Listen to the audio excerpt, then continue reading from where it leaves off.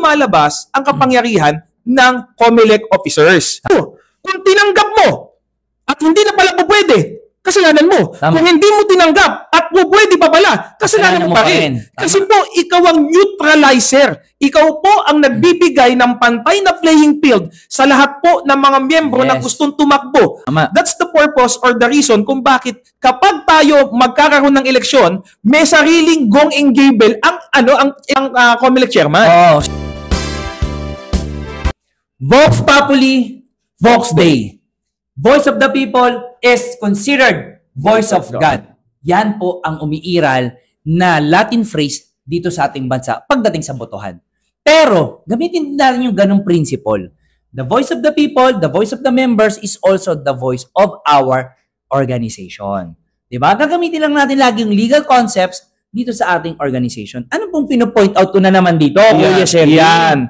Parang malalim ka na naman eh. Sige. May nag-comment, mayroong nagpadala ng message sa akin, sa aking Facebook page. Yeah. Attorney Ace, nagkaroon po tayo recently ng election sa regional. Okay. Tapos, ang problem po kasi na-observe ko bilang sa isa sa mga attendees ay hindi po duman sa tamang proseso. So, nagtanong ako, replyan ko, Kuya, mawalang galang na, ano bang sinasabi mong tamang proseso? Parang hindi na binigyan ng opportunity yung iba na mag-file ng kanilang certificate of candidacy. Okay. So, in that sense, sa tingin ko, my personal opinion bilang lawyer, may mali na. Okay. Bakit natin ngayon masasabing voice of the people is voice of the organization? Kasi kinontrol mo eh. Hindi mo pinayagan na mag-file yung iba na gustong i-challenge o gustong maglingkod din. Yes. Kung we are living in a democratic country, as well as our organization, kaya nga tayo merong regular election. Yes. Tama. So yun yung take ko bilang lawyer, na merong irregularity, dapat hindi mo pipigilan. You let them file and then show the people, show our mga constituents, show our members na ikaw ay responsible, not only responsible, impartial, but as well, a good leader. Yes. Ano naman ang take mo doon sa internal naman natin? When it comes to election, Meron ka ba na-encounter na ganyan? O may concern din? marami kuya kasi sa dami ng organisasyon na napunta naman natin eh. Okay. Sa tingin mo, ano ba yung na-encounter mong problem naman sa ating organization? Normally, hindi naman normally, meron talaga nangyayaring mga ganyan talaga sa mga depende sa grupo yan eh. Kasi syempre, iba-iba yung kultura, iba-iba yung agenda, quote-unquote. Okay. Okay. So, you mean to say, pag sinabi yung agenda, may ba yung pwede natin sabihin quote-unquote personal interest? May personal interest. Okay. Pero kuya, dun nga pumapasok yung COMELEC chairman. Okay. Na para ma-neutralize yung mga merong sari-sari. Teka lang, saruhin mo, baka nanonood yung COMELEC chairman natin ng bansa. Yung COMELEC chairman ng Eagles. We're not saying na may mali ang COMELEC chairman, pero sinasabi lang for the sake of argument or for the sake of fairness. Fairness. Ang nangyayari kasi kuya, hindi kasi ang nagiging problema kasi kuya, hindi magkakaroon ng isang pagkakamali ang grupo na may eleksyon. Kuya, ulitin ko meron pong sariling grupo during election. For example, ang club may sariling may white, may red yan. Sa district, may white, may red yan. Sa region, merong right, may left yan. Ganun yan. So, may mga grupo yan. So, siyempre, lahat ito may pangarap. Tama. Siyempre, ito, gagawin niya rin lahat para mapunta dito kasi gusto niya nga yan eh. Tama. Ito rin ganun yung gagawin niya. Tama. Doon lumalabas ang kapangyarihan ng COMELEC officers. Tama. That's the purpose or the reason kung bakit kapag tayo magkakaroon ng eleksyon, may sariling gong engable ang COMELEC chairman.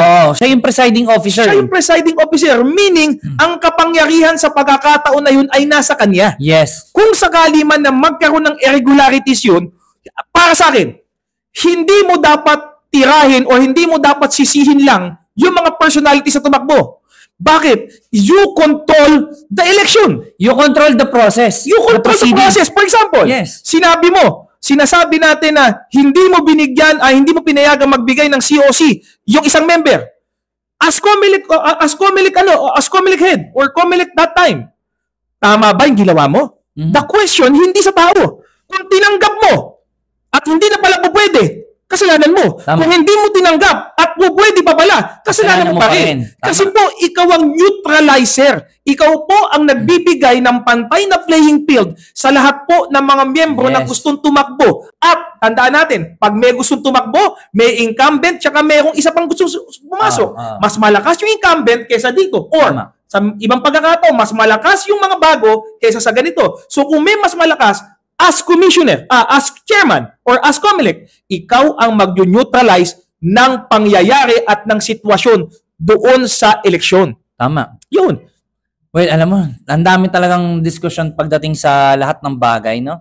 Alam mo yung mga ordinaryong mga events dito sa ating samahan, nagiging komplikado eh. Alam mo bakit? Hindi sa mga bylaws, hindi dahil sa proseso, kundi dahil sa mga naglilingkod, kundi dahil sa mga taong nandyan sa posisyon. Ang mahirap pa nga, kuya, may magtatanong na naman dito, may question sa atin. Yung sinasabi niyo ba sa Magna Carta? Wala.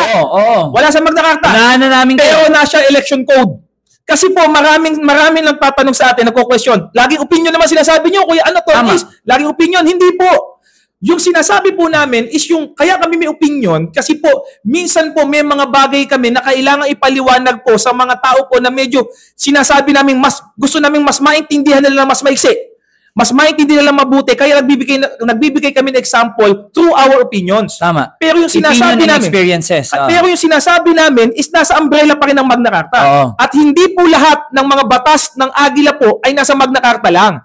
Siyempre, ulitin ko, hindi lahat na makababasa nyo sa libro ng Magna Carta. Tama. Kasi mayroong mga supplementary laws na tayo pinapasa. Tama. Diba? For example, Omnibus Election Code. Meron tayong election code doon saan may election code tayo sa Magna Carta. Pero ina-amplify noong election code. Meron nga tayo sa atin, 2023 election code na ginagamit natin. So, ibig sabihin, wag mong basahin doon kasi may supplementary na. Tama. Yung. Well, not only that, again, sabihin na lang natin na meron tayong supplementary na election code, meron tayong previous laws, i-combine mo yan eh. Meron pa rin mga pagkakataon na wala talaga. Yung pinapaliwanag natin. Kaya nga pumapasok yung opinion. In the sense na although wala sa Magna Carta, tanggapin na natin minsan. Wala sa Magna Carta yung pinag-uusapan natin. Kaya pumapasok yung opinion. Pero ibig sabihin ba yung opinion namin walang bearing? Meron pa rin. Bakit kamo? Kasi hindi naman namin tinuturo yung mali dito. Maaring wala kayong citation. Wala kayong legal basis. Pero again, ang tinuturo po namin dito ay ikakabuti ng ating lahat ng samahan. Pag hindi nakasulat sa libro, ginagamitan natin ng simpleng logic. And syempre, batas ng bansa. Kaya ako nandito. Diba? Alam niyo yun? Huwag na natin gawing komplikado. Huwag nyo nang sabihin, wala naman yan sa Magna Carta, wala yan sa mga libro, wala yan sa nasusulat. Tandaan nyo po, kahit wala po sa nasusulat yan, yung batas ng bansa, automatic incorporated sa lahat po ng bylaws, sa lahat po ng organization. Kaya po ako nandito. At batas ng pagiging tao. Hindi po batas ng tao, batas ng pagiging tao. Logic and morality. Yan, tama po yan. Di ba? Hindi porket, halimbawa lang, Kuya Sherwin, tanggapin natin. Sinasabi, wala naman sa Magna Carta. Wala naman sa Magna Carta na thou shall not kill. So, ibig sabihin, kung wala sa Magna Carta, pwede niyong gawin. Asan ngayon yung logic nyo? Tama? Na wala sa Magna Carta na huwag tayo mang-i-estapa ng pera. Wala po yan. So, pinaliwanag namin, gagawin nyo pa rin ba? Wala sa Magna Carta eh.